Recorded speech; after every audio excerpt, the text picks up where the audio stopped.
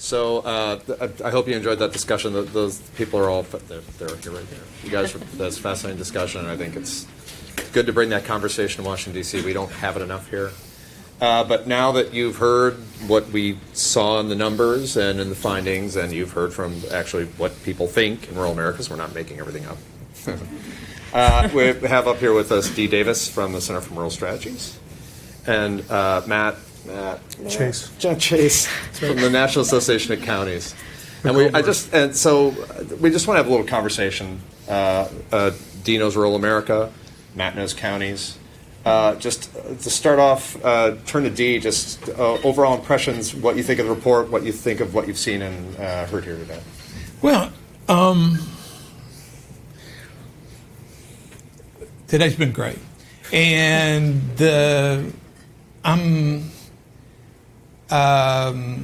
so much of what the report is echoes kind of reasoning behind our getting started in 2001, what we were thinking, what we were facing. We were going around different parts of rural America to look at technology or to help people figure out how to get their story out about community development. And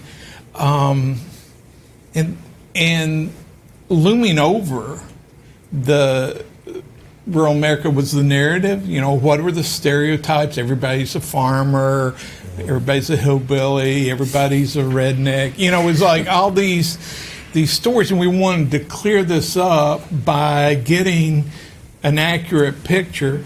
But we also wanted there to be some story about that everybody, you know, that there was a connection. Where I was just thinking of looking at all those different rurals. There was we were filming down in South Texas, and they were telling the story about the 30s, and there was a time when there had been several years of just terrible blizzards and winter storms, and so the realtors in South Texas, trying to get rid of this land, would put trains out there and bring in Midwestern farmers, and there's so one delegation came down from Illinois, and they were there in Carrizo Springs, Texas, and they were selling this cheap land. And one farmer said, "Now wait a second.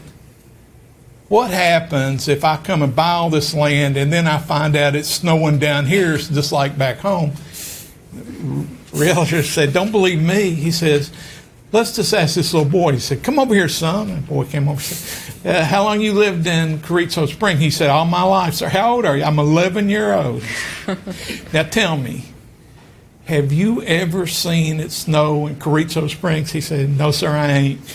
I seen it rain once." I mean, so in a way, you know, there's all these vitally different rural communities, but what keeps them together? What keeps us together? How do we begin to bind together a narrative? And if you heard these folks up here a while ago, you know, they were really united by same kind of challenges, everything from lack of connectivity to cleaning up toxics to worried about critical mass, and yet the aspirations that made them hopeful about their communities were also very similar, in the sense that, you know, you find a place for people, you connect to people around the country that you play a role in some service. So I was inspired.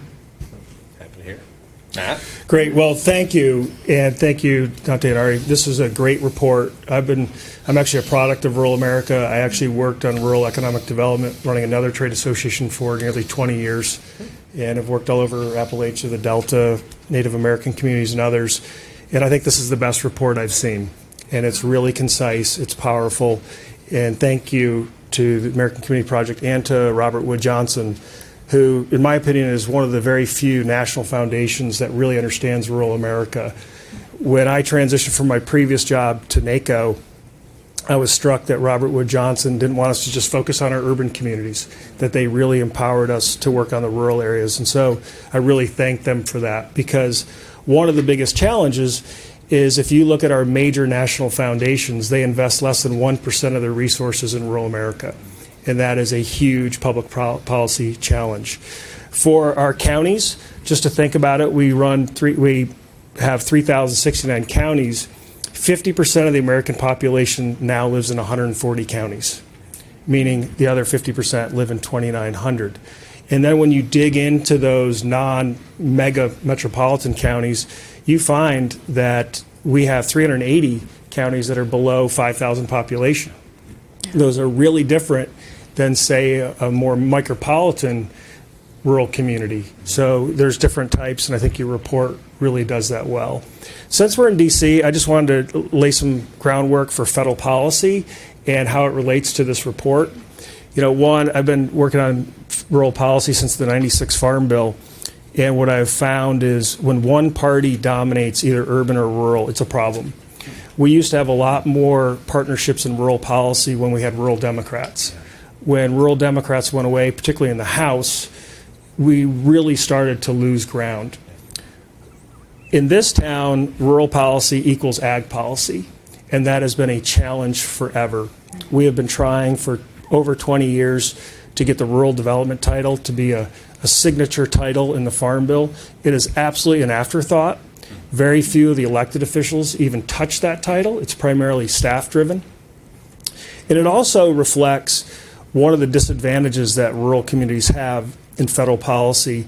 Urban areas tend to get grants. They tend to get cash. Rural areas get transfer payments that go to individuals, and they get loans and loan guarantees. They also are at a huge disadvantage because most federal programs now require significant match, and they require these performance metrics that just don't fit in rural communities, the scale. I think your report really shows that you can't have one rural policy. The other thing with rural America, besides the transfer payments, which sustains life but doesn't allow it to prosper, is really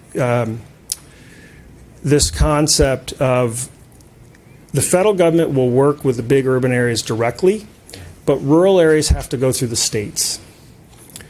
And so almost all of the rural investments flow through the state government, which then gets to determine where that money flows.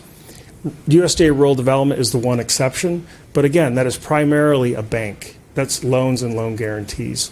So I think there's a lot of opportunity that this report gives us to go to the White House, the agencies, to other public policymakers and say, there's not just one rural America, just like there isn't one urban America.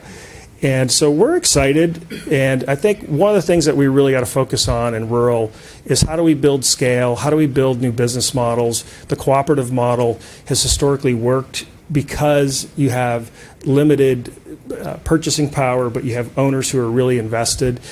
And one of the things I'm really worried about is folks in rural America really no longer owning the land and some of the assets. If you look at the ag community, for example, there's more and more absentee ownership. When you look at natural resource extraction, there's more and more global or national companies that come in, purchase the land, and the locals really don't have a lot of say.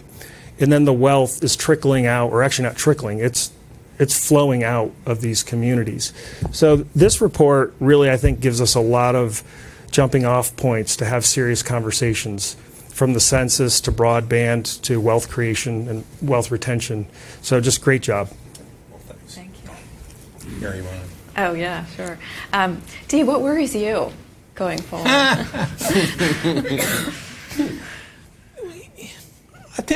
tend to be optimistic. I think that, look, there's a lot of rural kids living in poverty.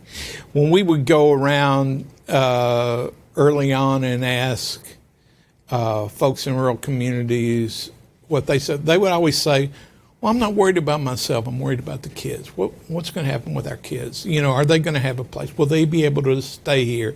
Where will they have to go? I think that that's a kind of concern that connects us all. You know, what is going to happen for those kids? Are they going to have opportunity?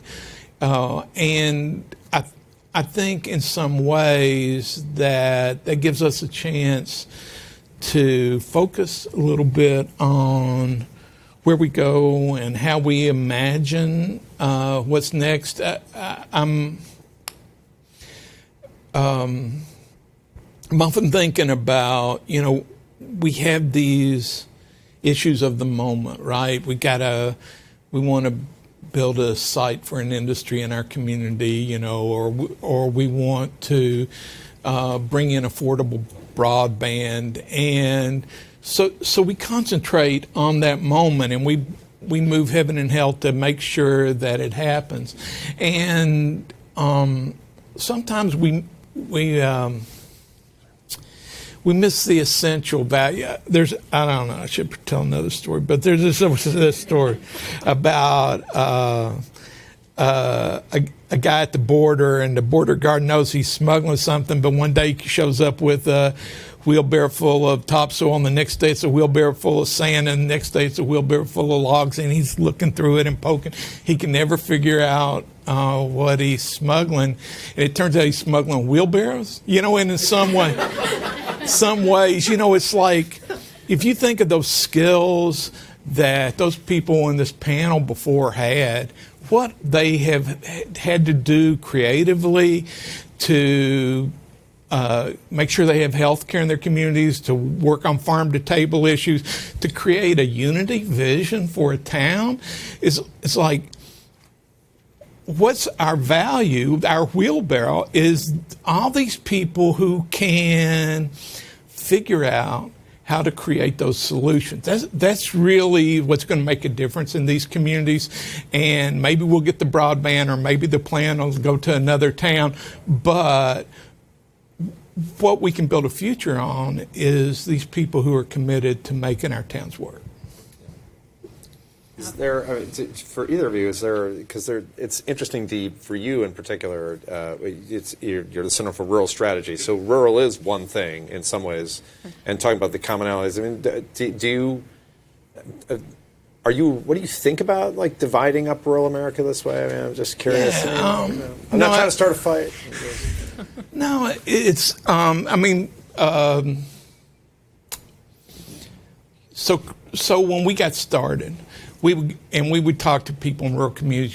You ask them kind of we would observe two things. One was people would say, God, I'm volunteering for the school board. I'm coaching Little League. People were just putting all this effort out all the time. It's like, and why does Sisseton get everything? And, are we not working hard enough? It was always the problem is in us, never concerned about, well, what's the policy? Where's the connection? And the other thing that they would say is the media always gets it wrong.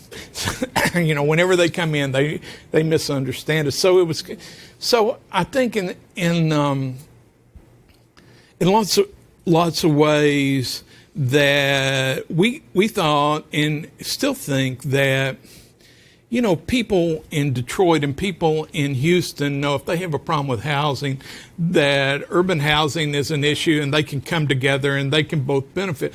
Well, outside of agriculture, there's not that much of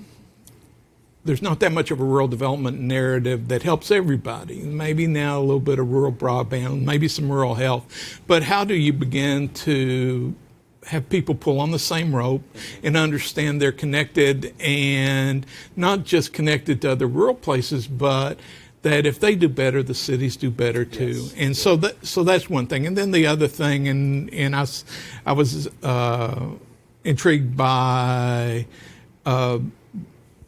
the panel before talking about how they were seizing the media to get their own story out rather than waiting for somebody else. Because I think that's encouraging too, is to begin how you tell your own story and how you then get that story to an audience that matters. I'm just curious, you know this territory so well. Were there things in this report that surprised you, or and even among the panelists today? I love, I live in Appalachia, which I think you say is a working class community. We were thinking it's like people who used to have a work community. But yeah, that's. I mean, I thought that it was interesting to see the nomenclature, and it was interesting to see how much similarity there was. Even the LDS community wasn't living in that high cotton, right? They were, and health coverage, diversity. I was inspired. This is the first report that I've seen in a long time that really points out to how diverse rural is and in different ways. And so I was interested to see it in that way. So,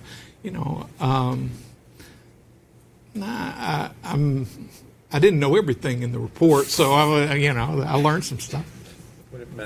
Well, I think what Dee said about vision is really important. In the previous panel, obviously you picked leaders who had tremendous vision.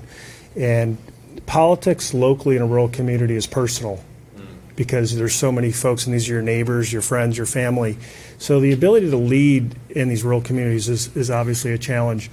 I think with the report, well, you divide up the rural communities into certain classes. I think you also do a good job of saying there's a lot of commonalities. And I think one of the things that we observe is this urban-rural dynamic is global. It's not just in the United States. It's in every developing nation. Every country that's developed or is developing is struggling with this. We've been facing it since the country was founded. If you go back to George Washington's time, he was worried about the urban-rural divide. And so it's not new. I think what we really need to be focusing on are the assets of rural. And I always tell our urban colleagues, if you like food, fiber, or fuel, you should invest in rural America. And as you watch these big urban areas mature and grow, what's their number one concern besides some of the climate issues? It's water. Yeah. Right? So rural there's a lot of interconnectedness with all of these communities. The other thing we see is poverty's poverty. And economic opportunity is economic opportunity. What we see as much challenges in urban and suburban as rural. In fact, there's more people living in poverty now in suburban America than urban America. Yeah. And that's as urban areas develop, people are being pushed out to the exurban areas and the suburban areas. So we really want to figure out how can you grow all these economies by being interconnected. Yeah. And rural has a ton of assets that we can leverage as a country. I mean, you deal with constituents all the time, though, constituent members in this. Is it a tough sell? I mean, do they segregate themselves into like we're an urban county, they're a rural county? What's it like? Yeah, we do. I mean, we have our large urban county caucus, we have our rural caucus. But talking about the census, we just launched a joint rural urban task force on the census. Yeah, an undercount is an undercount. Right. And when you look at this census, folks brought up that this is going to be the first online kind of digital census. The other concern we've had, and we've raised it with the White House and others, is they also don't deliver the notices to P.O. boxes. A lot of rural communities, you get your mail at a P.O. box. So you won't get the form that tells you to go online to fill out the census. You are going to be relying on a door knocker. Yeah. Well, some of these communities and houses are pretty hard to find. And you might take a risk actually going up and knocking on the door and saying, I'm from the federal government and here's a form. So those are the realities that we face. So rather than just do a rural outreach or an urban, we actually are bringing urban and rural together and saying this should not be a partisan exercise. I've been around the census for a long time.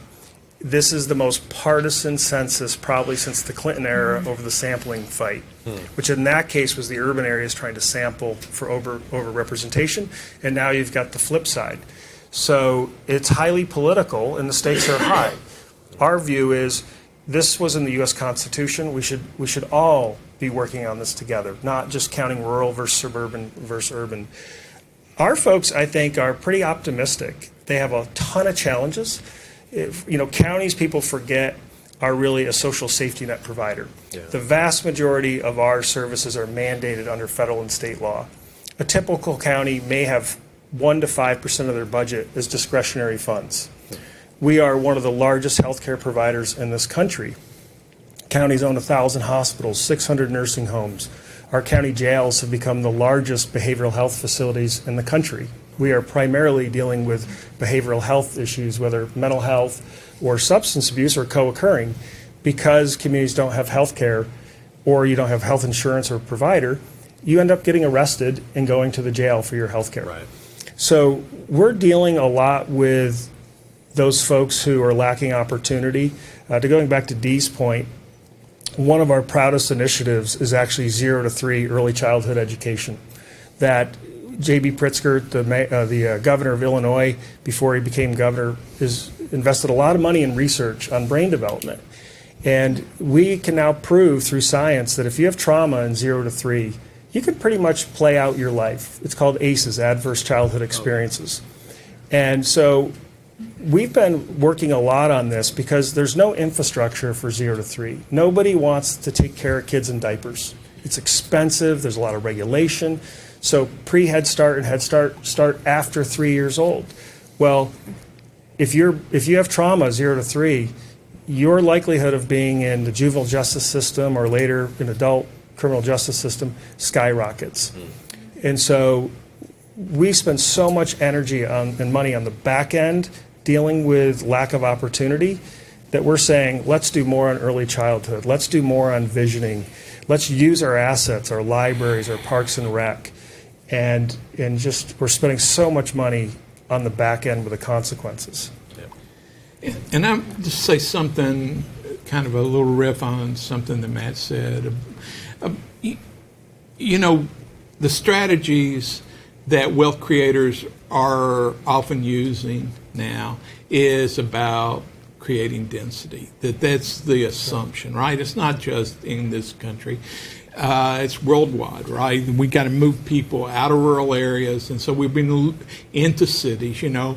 And it's like, I don't know how that's working for Pakistan and Kenya, but you know, where these somewhat sustainable rural communities persisted for thousands of years. Now we're moving people into cities to get them jobs, and on paper, right, it seems to work, but you know. These density strategies are not about creating wealth. There's 8 or 9 cities in the country where all the patents are going. The rest of it is it's like service industry, right? We're walking each other's dogs and doing each other's nails, and we're assuming that that's going to hold.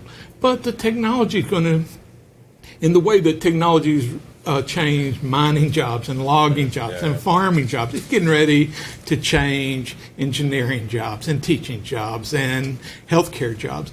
And so as people become untethered, you know, where are they going to live? There was a Harris poll done recently that said 46% of Americans said they'd live in rural America if they could afford it. You know, there is a reason to keep these communities together, to develop these skills, to make connections with urban life that's sustaining and forward-looking. And I think that oftentimes we sell ourselves short and we think we've got to get on this boat right now, and we've got to be just like these bigger places. But we need a Starbucks. Yeah, we kind of lose. Sometimes we lose sense of what we've got going for us. You know, one of the things in your report that I really was pleased you put in there was the community college piece. And I think going to what Dee's saying, we actually have a new partnership with Walmart that's pretty interesting, and they did a very similar study to yours, a little different angle around the future of work.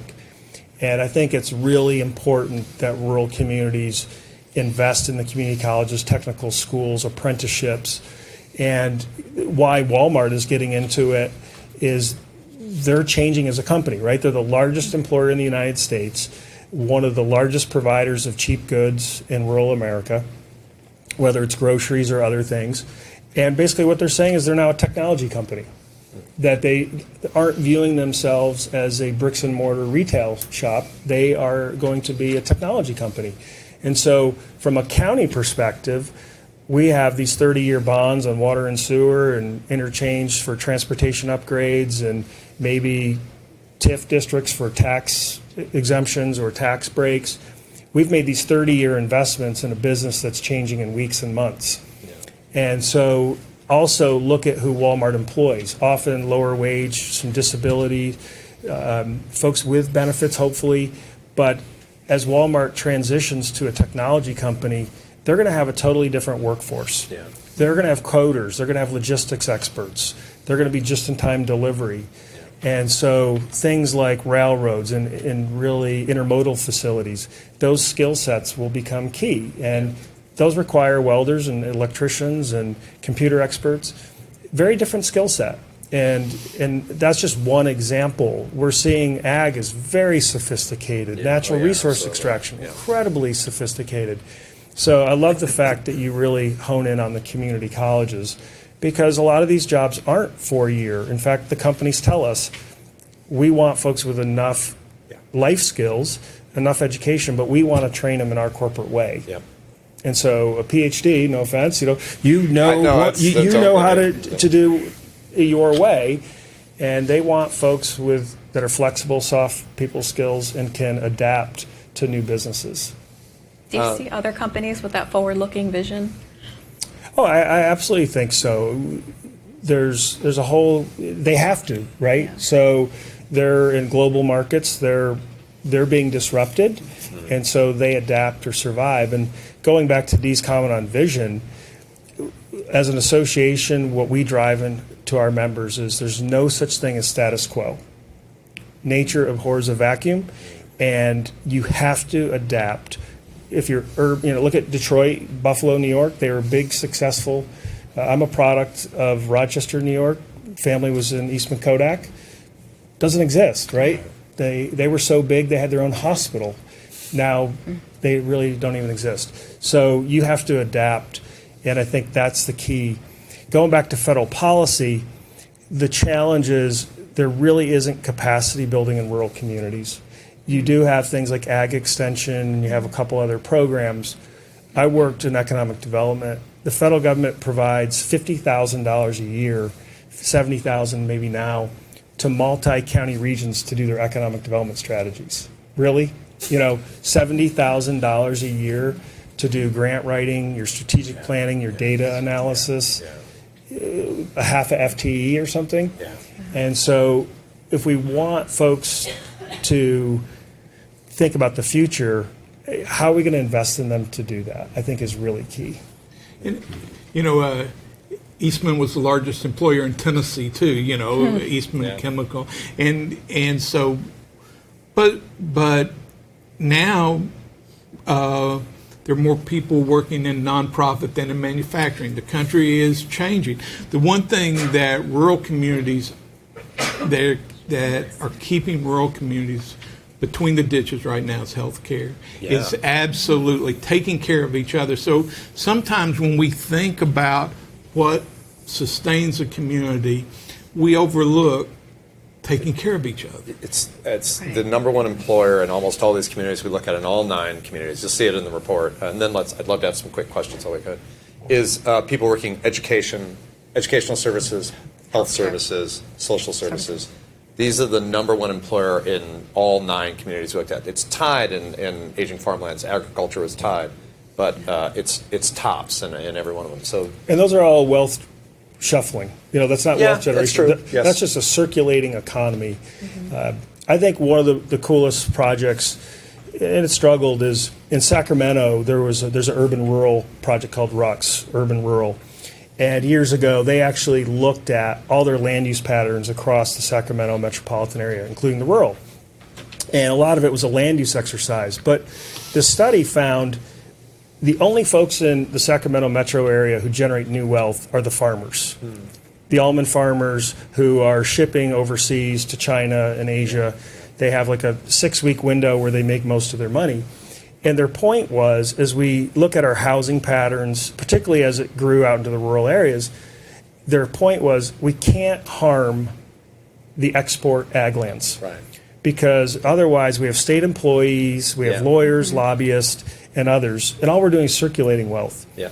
And then they looked at which land should they use for local consumption, for farm-to-table type of work, But they said, let's not take our export land out of it and transition it to local food systems. Yeah.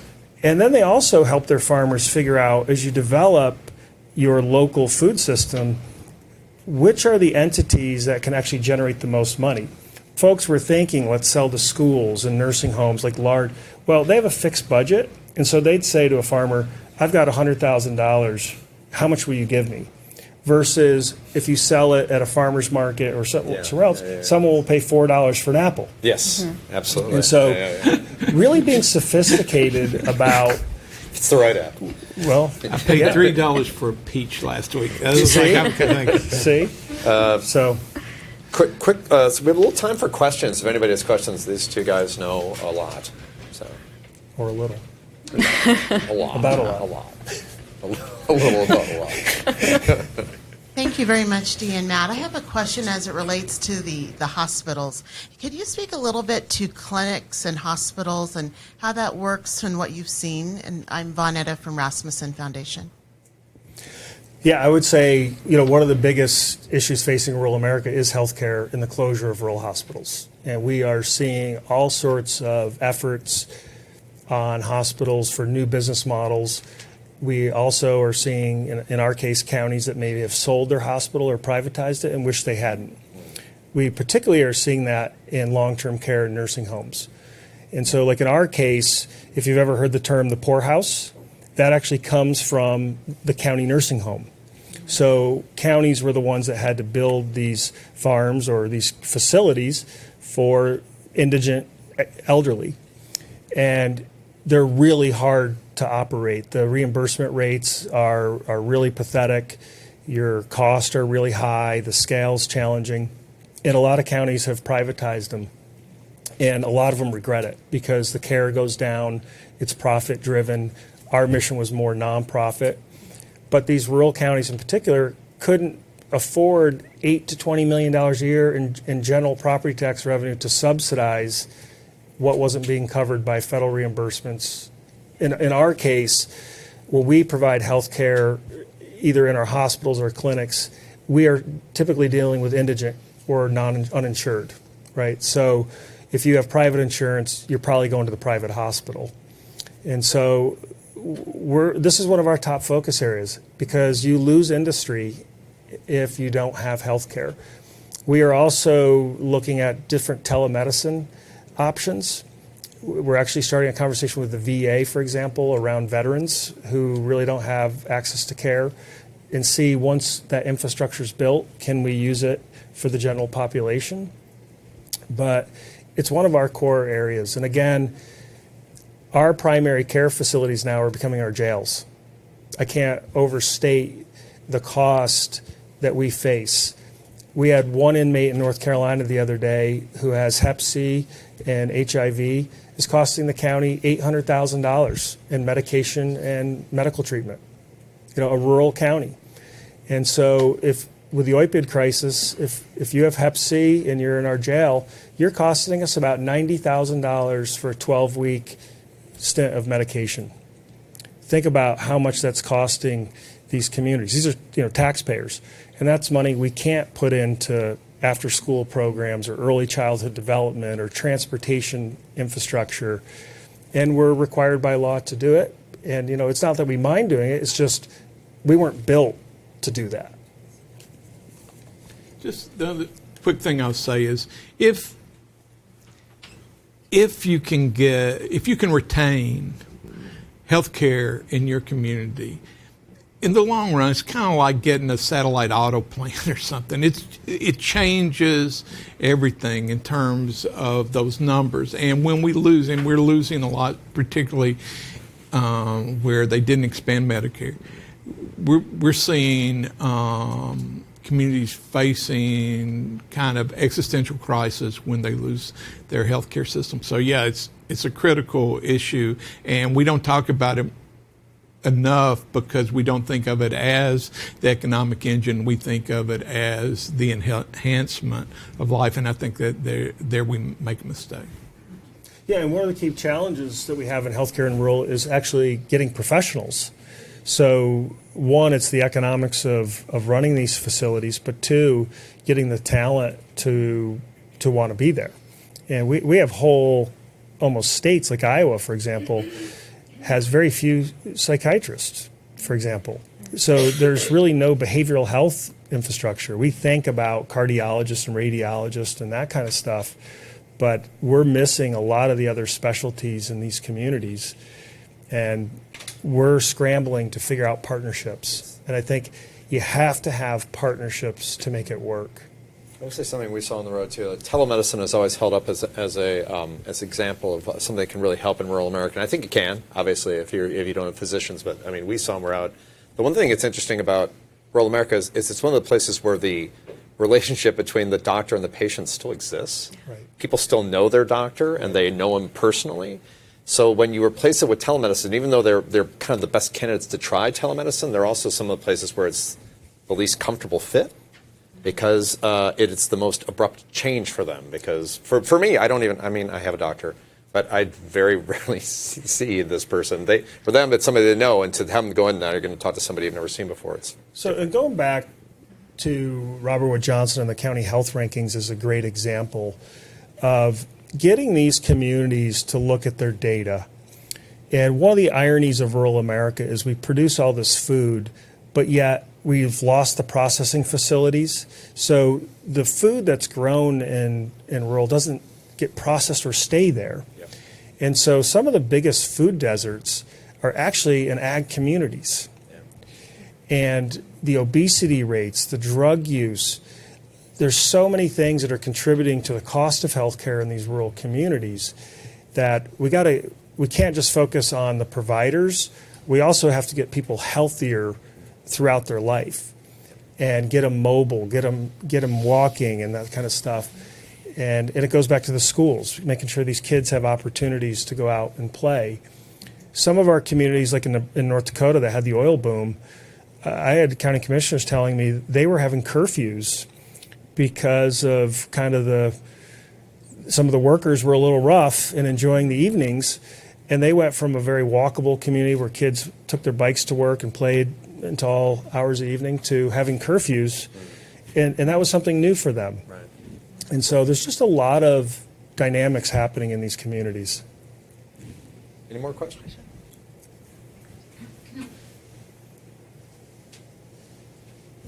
Hi, I'm Catherine, and I'm from the Health Resources and Services Administration's Federal Office of Rural Health Policy.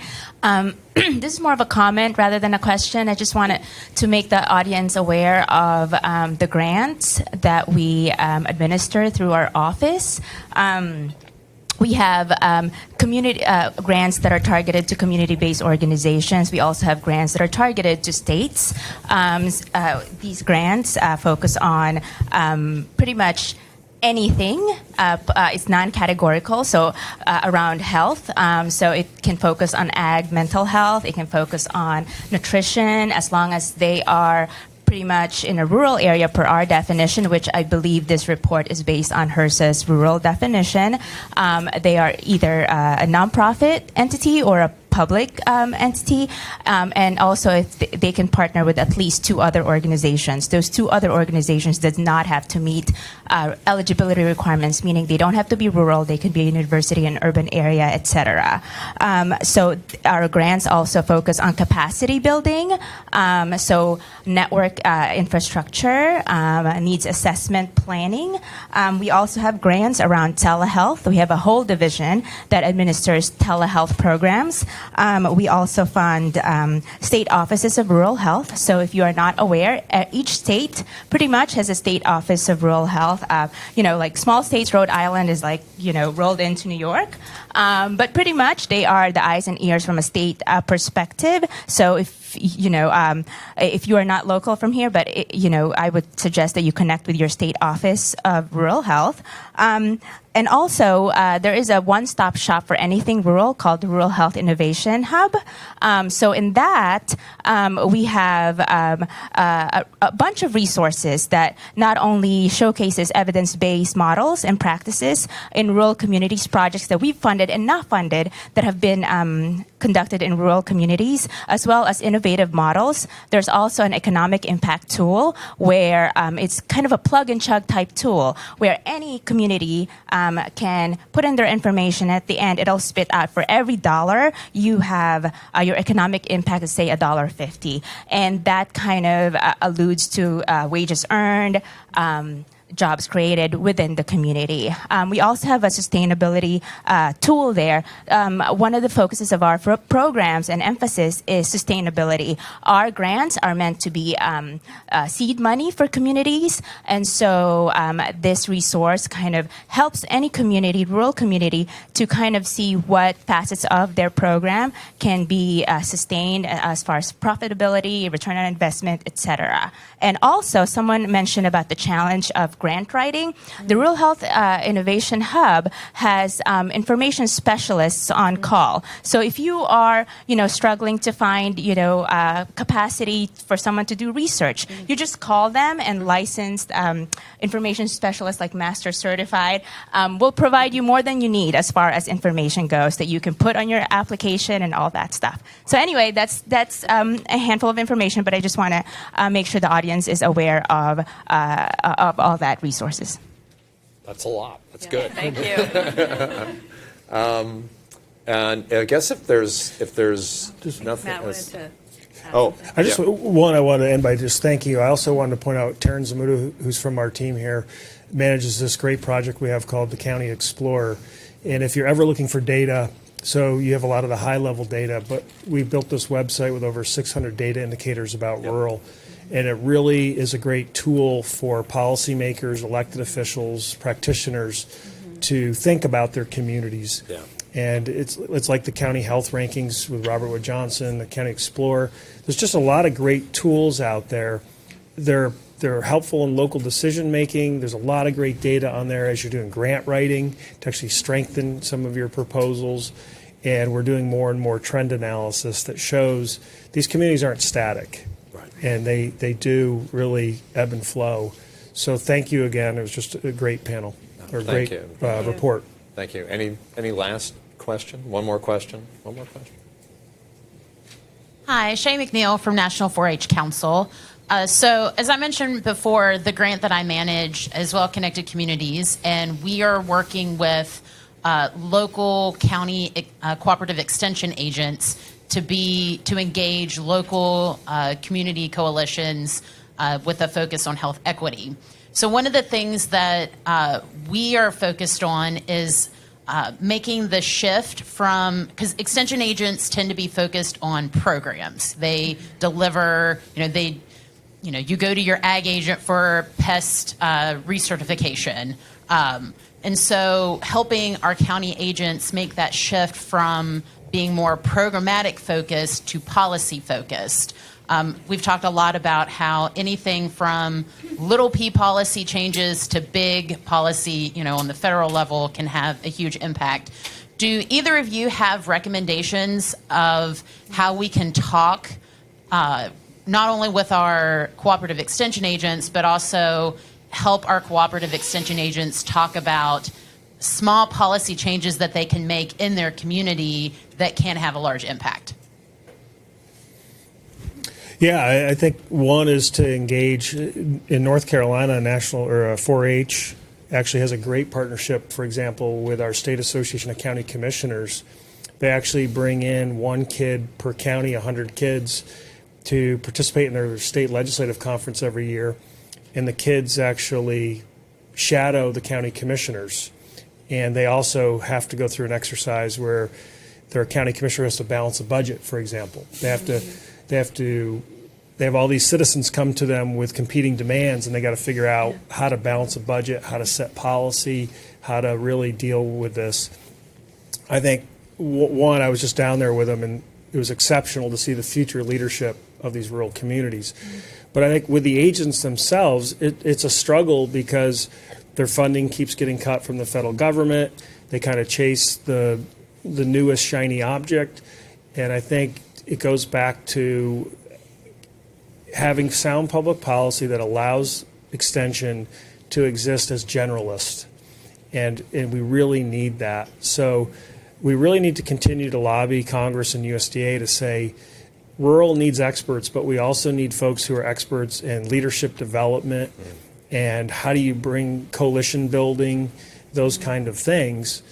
And that's what a lot of these urban communities have. They have that glue. And rural, we just don't have that luxury. And so I think just telling Ag Extension to keep engaged and to figure out that narrative of why visioning and planning and leadership matters. Yeah, I've just co-signed that. I mean, policy follows perception. If people understand that this county, this region is worth the effort, worth the candle, worth fighting for, then you have a venue where those ideas for change are received.